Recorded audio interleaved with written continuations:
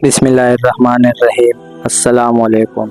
فرشتوں کو سجدے کا حکم اور شیطان کا مردود ہونا۔ قرآن کریم میں ہے کہ اور جس وقت حکم دیا ہم نے سب فرشتوں کو اور جنوں کو بھی، جیسا کہ بعض روایات میں حضرت ابن عباس رضی اللہ عنہ سے منقول ہے۔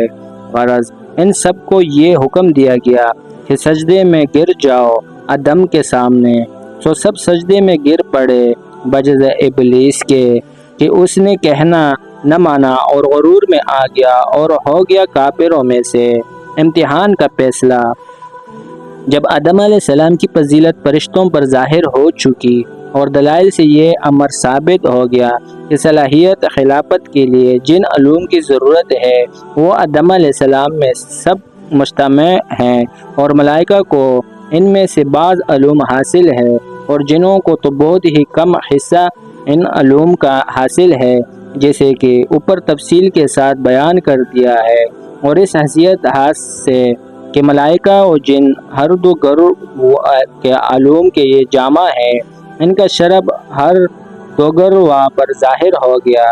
اب حق تعالیٰ کو منظور ہوا کہ اس مقدمہ کو معاملے سے بھی ظاہر فرما دیا جائے اور ملائکہ اور جنوں سے ان کی کوئی خاص تعظیم کرائی جائے، جس سے یہ ظاہر ہو کہ ان دونوں سے کامل اور مصداق آنچہ خوبہ ہم درن تو تنہا داری کے ہیں، اور آدم علیہ السلام ان علوم خاصہ میں ملائکہ اور جن ہر دو گروہ سے کامل اور دونوں کے علوم و قواعد و جامع ہے، جیسے کہ مفصل طور پر مذکور ہوا۔ اب حق تعالیٰ کو منظور ہوا کہ ان غیر کاملوں سے اس کامل کی کوئی ایسی تعظیم کرائی جائے کہ عملاً بھی یہ امر ظاہر ہو جائے کہ یہ ان دونوں سے کامل اور جامع ہے۔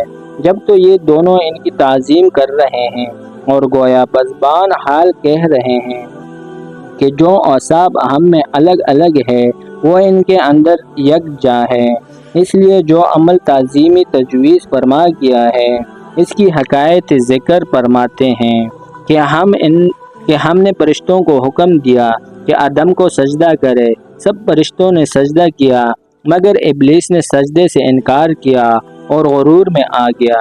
کیا سجدہ کا حکم جنات کو بھی تھا؟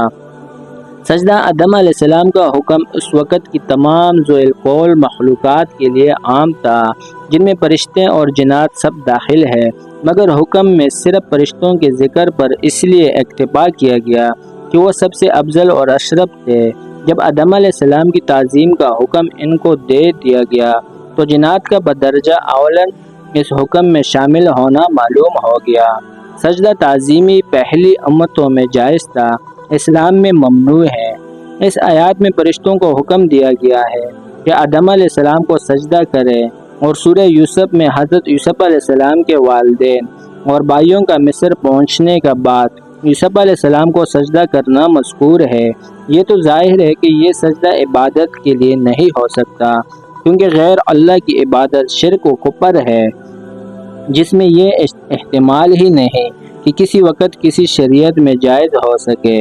اس کے سوا کوئی احتمال نہیں کہ قدیم انبیاء علیہ السلام کے زمانے میں سجدہ کبھی وہی درجہ ہوگا جو ہمارے زمانے میں سلام، مصافحہ و مناکہ اور دست بوسی یا تعظیم کے لیے کھڑے ہو جانے کا ہے۔ امام جساس رحمۃ اللہ علیہ نے احکام القرآن میں یہی فرمایا ہے کہ انبیاء علیہ السلام سابقین کی شریعت میں بڑوں کی تعظیم اور تحیہ کے لیے سجدہ مباح تھا، شریعت محمدیہ میں منسوخ ہو گیا اور بڑوں کی تعظیم کے لیے صرف سلام مصافحہ کی اجازت دی گئی۔ رکوع، سجدہ اور بحبیت نماز ہاتھ باندھ کر کھڑے ہونے کی ناجائز قرار دیا گیا۔ جزاک اللہ۔